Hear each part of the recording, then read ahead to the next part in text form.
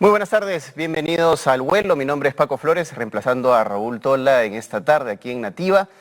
Y vamos a empezar comentando un tema que se ha aprobado ayer en el Pleno del Congreso de la República por 78 votos a favor, 19 en contra y 2 abstenciones.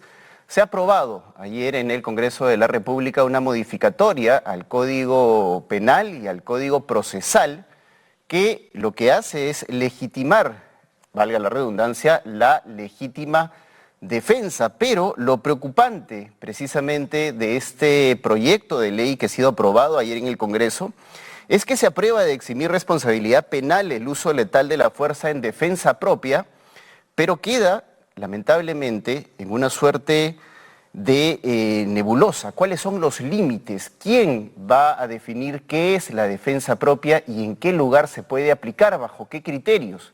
Esto puede abrir la puerta a una situación o a situaciones de violencia que finalmente pueden ser mucho más complejas, sobre todo en los tiempos violentos y criminales que vivimos en nuestro país frente a esta ola de delincuencia. Probablemente los parlamentarios, en la búsqueda de solucionar el enorme problema de seguridad ciudadana que aqueja a nuestro país, han tratado de buscar una salida, pero ya hemos visto que en otras oportunidades, de alguna manera, relajar o abrir el uso de armas letales o legitimar de alguna manera la respuesta violenta no es necesariamente la salida o la mejor solución a esta situación. Habrá que esperar porque esta votación ha sido en segunda, este proyecto de ley ha sido aprobado en segunda votación para tener un poco más de luces y un poco más de límites frente a este proyecto de ley. Porque ¿qué pasaría si alguien en medio de una discusión saca un arma y atenta contra la vida de otra persona y alega legítima defensa? ¿Quién se lo va a negar? Repito, ¿quién va a poner el límite en esta situación? Creo que se abre una puerta muy peligrosa para los tiempos que estamos viviendo y ojalá que en los próximos días podamos, repito, delimitar de alguna manera esta situación. Por supuesto, lo vamos a abordar porque aquí en el estudio de Al Vuelo se encuentra con nosotros el congresista Illich López, con quien vamos a abordar distintos temas, pero por supuesto vamos a aprovechar para preguntarle sobre este tema. Congresista López, ¿cómo está? Muy buenos días. Gracias por estar con nosotros. Es un gusto poder saludarlos, a su audiencia. Gracias por la invitación. Congresista, y aprovechemos y comentemos este tema que hemos comentado en el inicio del programa, esta aprobación de la legítima defensa. ¿Cómo votó usted ayer? Yo voté a favor. Mire, yo creo que los problemas en el Perú hasta la fecha, no solo en estos últimos tiempos, sino durante muchos años, se han venido tratando de solucionar de manera coyuntural. O sea, viene un problema, lo voy solucionando y no voy pensando en la estructura del Estado. El Estado como tal debe, desde el punto de vista que yo tengo, debe de cumplir parámetros estrictos de orden. Históricamente, don Paco, cuando las personas formaron los estados, se dieron derechos, por ejemplo, derecho a la legítima defensa, derecho a la vida, derechos que determinaban la convivencia en la sociedad, a eso que se llama Estado. Entonces, dentro de eso, el Estado, considero, debe ser fuerte. Lo que ha venido pasando hasta el momento es que tenemos un Estado débil. Por ejemplo, los casos que se han venido dando, un asesino, un sicario, un extorsionador va y el policía que lo combate va a la cárcel el policía y no el extorsionador. Entonces, consideramos que sí, efectivamente, la norma seguro se va a desarrollar en la aplicación, porque eso es cuestión de práctica, de todo un proceso, y se va a tener que ir mejorando poco a poco. Pero lo importante de esta norma es que ya se está sentando una posición, considero yo, estructural para ir delimitando, pues, ¿no?, a las personas estas que delinquen y tienen que... Pero, digamos, la figura de la legítima defensa ya existe, congresista, ¿no? Y precisamente creo que vamos a discrepar en el tema de la solución coyuntural. A mí me parece que esto es una solución coyuntural, en medio de la situación de violencia y de inseguridad que estamos viviendo todos los peruanos.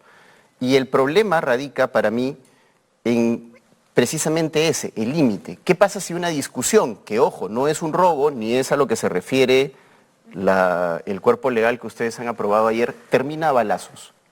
¿Quién le garantiza a la víctima que el victimario no va a argumentar, por ejemplo, legítima defensa? El Código Penal o al revés, se ¿no? lo está liberando. O al revés. O al revés. O sea, mire, toda norma es justamente eso.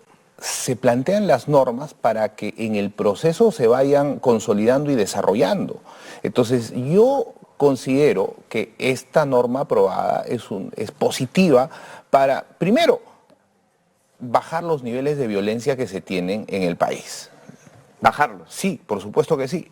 Entonces, no hay tantos policías, no hay tanta gente con tanta inseguridad que las propias personas tienen y están yendo a ejercer esa legítima defensa en toda situación. Es un tema que el Estado, también como usted lo menciona, es responsable. Entonces, además de ello, yo quisiera comentarle que el tema de la inseguridad ciudadana no es solamente eso, pues tiene otras aristas. Por ejemplo, aristas, el tema de la educación. Pero esto no... El tema, por ejemplo, de cómo yo particularmente plantea un proyecto de ley para que los delincuentes, violadores, asesinos, trabajen en las cárceles y el Estado no tenga que mantenerlos. Se gastan más de 9 millones de soles en este tipo o en esta alimentación que se da a los reclusos, o sea, encima de cometer latrocinios en contra del Estado peruano,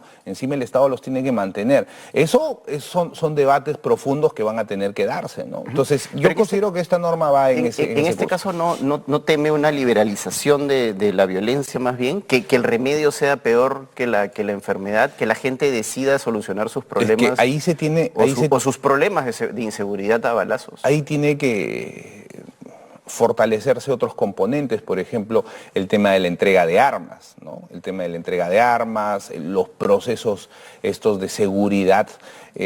A muchos de los delincuentes les convienen que las normas no sean tan drásticas. Yo considero que hay que poner normas drásticas para que de una manera podamos combatir el tema de la delincuencia, ¿no? Uh-huh. Pasamos a otros temas, si me lo permite, congresista López, porque se ha rechazado ya la censura al ministro de Energía y Minas, que era un tema que, tengo entendido, de parte de su grupo parlamentario estaban muy interesados en que se concrete por una serie de razones. ¿Qué opinión le merece esta situación y esta decisión que finalmente ha tomado el Pleno? Bueno, las decisiones del Pleno se respetan. No podemos discrepar, yo discrepo definitivamente con la decisión que ha tomado la mayoría, porque considero que el ministro de Energía y Minas es un ministro inoperante, con falta de capacidad técnica, política para dirigir un ministerio tan importante que es el que le da más del 40% del PBI al país, entre otros temas. Entonces, el tema se ha centrado en Petroperú, en la empresa Petroperú. Petroperú, que se le ha dado un salvataje el año pasado por más de 1.200 millones y en total ya van como 4.500 millones de dólares que se les da a la empresa. Básicamente, yo considero que es inoperante, ineficiente, porque no tiene la capacidad de poder, en el tiempo que ya está, darle un norte claro al tema de Petroperú. Tanto así que le ha tenido que pedir al ministro de Economía más plata hace poquito. Entonces, no solo eso, de parte nuestra, por ejemplo, hemos cuestionado ya hace mucho tiempo el tema de las empresas eléctricas. Hay un grupo que se llama el Grupo Distriluz, que maneja a 4 grandes empresas que manejan a la vez 12 regiones en el Perú, donde, por ejemplo, se compran transformadores por millones y se guardan en sus almacenes y luego no hay ningún tipo de rentabilidad porque eso lo pagan los usuarios. Además, tienen que prestarse plata para que paguen sus dividendos o utilidades. Entonces hay una gestión pésima de quien dirige la cartera, que es el ministro de Energía y Minas. Ahora, la luz, por ejemplo, ahora en noviembre vienen las nuevas tarifas, por cierto, altas. Ya se venía que había todo un tema de energía respecto al fenómeno del Niño, donde en la parte alta van a dejar de caer las lluvias, por tanto la energía hidráulica, de las hidroeléctricas, valga la redundancia, va a ser menor, lógicamente va a subir. Ante eso, ¿qué se da? ¿Qué se plantea o qué han hecho? Absolutamente nada. Entonces, más allá del tema estricto de Petroperú, que considero el Estado debe tener como empresa peruana y debe estar detrás, pero la administración debe ser una administración privada, ¿no? Una administración privada que no le quite al Estado la propiedad, pero sí en una combinación pueda darle mejores frutos. En ese sentido, congresista, me permite preguntarle precisamente por el proyecto que ha presentado su colega Alejandro Cabero, ¿no? Para sacar a la venta una serie de acciones de Petroperú y que éstas puedan precisamente tener participación privada, ¿no? De manera que el Estado quede, de ser el caso, como accionista minoritario o no, pero con intervención privada. ¿Usted va a votar a favor? Mire, me parece interesante la propuesta. Considero que no debería quedar el Estado como accionista minoritario. Debería haber un porcentaje del Estado. Pero lo que sí estoy seguro que la administración de Petroperú no debe ir a cargo del Estado, de los amigotes de energía y minas, porque ese es el problema. Le voy a dar casos exitosos de empresas estatales en el Perú. Las cajas municipales. Las cajas municipales no solo tienen utilidad, sino que sus utilidades ya más de 5.000 millones de soles les han dado a los municipios de donde pertenecen, haciendo obras, y mucho de lo que se ha hecho en Arequipa, con la caja de Arequipa en Huancayo, en Piura, en Trujillo, con sus respectivas cajas, muchas de las obras que se han hecho corresponden a las utilidades de esas empresas. ¿Cómo se manejan esas empresas? No hay mayor intervención política. La intervención política está limitada a un 30%, pero ingresa gente COFIDE, de la sociedad civil, de las cámaras de comercio, pero son empresas del Estado, se da cuenta, y funcionan adecuadamente. En cambio, la administración que se lleva en Petroperú y en las empresas eléctricas, lastimosamente son una administración pobre, sin sentido, como el patrimonio no es de uno, no es de ellos, no les afecta a su bolsillo. Bueno, llevan de esta manera las empresas. Pero, valgan verdades, Petroperú ha sido en las últimas décadas, debo decir, un botín prácticamente de los gobiernos de turno. Es decir, ha habido mucha injerencia política en los nombramientos de los directores, de los altos funcionarios. ¿Cómo cambiar eso? ¿Cómo corregir eso? No solo Petroperú, al costadito de Petroperú, también dependiente de Energía y Minas, Perú Petro y este famoso grupo Distriluz. Imagínense, para ver el tema, además de Petroperú, el tema de Distriluz, ellos compran al año 3.000 millones de soles, solo en compras, no estoy hablando de su presupuesto general. Compran transformadores, los dejan botados y nadie dice nada, pero no compran pues por 100 soles, 200, 10 millones, 15 millones, 20, 50 millones, que no se está trabajando bien. Entonces, ¿qué nos da? Lo que usted dice y coincido. Son el botín de la gente de turno porque ponen ahí a personas. Por ejemplo, hace poquito han puesto al gerente de Electrocentro, a un señor que en su etapa de gerente encargado ha recibido las resoluciones de 4 millones de soles de multas por Osinermin y lo premian nombrándolo como gerente. Imagínese usted, de la misma manera Petroperú, de la misma manera otras entidades que tienen una administración del Estado. Considero yo, por tanto, que el Estado debería de participar en los negocios, sí, pero no en la administración. Y eso le daría al Estado mismo doble ingreso. Ingreso por utilidades como dueño, pero también ingreso por rentabilidad con una buena administración, privatizándola de repente. ¿Cuál va a ser el siguiente paso ahora que han rechazado la moción de censura contra el ministro? Bueno, los pasos, más allá, acá no hay pasos, creo. Yo creo que el ministro poco a poco y la ciudadanía y los congresistas se van a dar cuenta que ese ministerio está haciendo agua, ¿no? Los temas fundamentales son la energía en este momento, la energía. Y se habla mucho de países industrializados.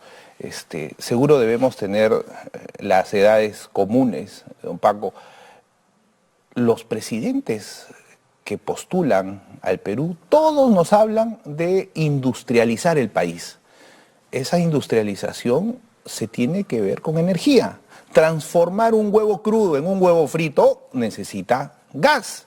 Transformar la minería para no extraer roca solamente, necesita pasarla por un procedimiento y seleccionar los minerales para poder venderlos. Entonces, si no hay una gestión a futuro de energía en sí, el Perú está condenado a ser primario exportador. Ahora, congresista, en ese sentido no deja usted de tener razón, pero también hay un componente legislativo muy importante en todo lo que usted ha mencionado. Y en ese sentido cabe, creo yo, la posibilidad de que puedan hacer un mea culpa los congresistas sobre qué han hecho desde el punto de vista legislativo para precisamente promover leyes que modifiquen, por ejemplo, la matriz energética. Hay cerca de 7 u 8 proyectos de ley que están no solo de este Congreso, sino del Congreso pasado, agendados y esperando a ser debatidos, y que hasta ahora no lo son. Mire, ahí por ejemplo también vienen el tema de los intereses en el país. Por ejemplo, en la Comisión de Energía y Minas está listo un dictamen donde tiene que la energía renovable entrar a licitación, junto con la energía térmica y la energía hidráulica. En pocas palabras, las empresas distribuidoras que le dan luz a los peruanos compran esa energía eléctrica de alguien que la genera. Y la manera de generar ahorita en la ley de concesiones eléctricas son de dos maneras: hidráulica y térmica, o sea, con petróleo o gas. Cuando hemos planteado que también ingrese la energía fotovoltaica o la energía eólica, se ha generado todo un problema que queremos beneficiar a las empresas chinas y que otro tema. Pero eso tiene un componente más atrás, porque, ojo, y lógicamente, yo entiendo a los empresarios, por ejemplo, que generan energía térmica, porque hay grandes generadoras privadas de energía térmica que le venden al Estado, se van a preocupar porque lógicamente les van a comprar menos. Tampoco se trata de eso, se trata de hacer todo un proceso en el cual el mundo se está yendo a las energías renovables y hay que ayudar también a esos empresarios que producen y generan energía térmica a que poco a poco vayan avanzando. Entonces, ¿qué es lo que se tiene que hacer?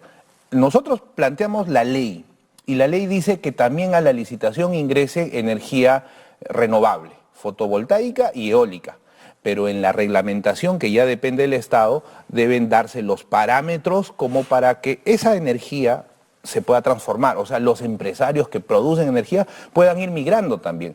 Tenemos que apoyar a todos. O sea, esto no... Y ese es el problema de algunos colegas. Lo ven desde el punto de vista dogmático, ideológico, que si yo quiero energías renovables ya soy gente de izquierda, que si no quiero, entonces soy gente de derecha. Y no se trata de eso. El Perú trabaja en una economía social de mercado donde necesita también a estas empresas, privadas y públicas, lógicamente que funcionen bien. Entonces, por ahí tiene que ir viendo el tema. Lo vamos a sacar, pero esa comprensión debe llegar a la gente, ¿no? Congresista, ¿me permite pasar a otro tema que tiene que ver directamente con el caso en el que usted está siendo investigado, el caso de los niños? Usted le ha pedido al Poder Judicial la devolución de una serie de equipos que fueron incautados durante la serie de allanamientos que realizó el Ministerio Público. ¿Por qué razón ha pedido usted la reposición de estos? Don Paco, porque ha pasado más de 1 año y medio y no avanza la investigación. Yo le he pedido a la fiscal, dentro de mis atribuciones y seguramente dentro de ellas,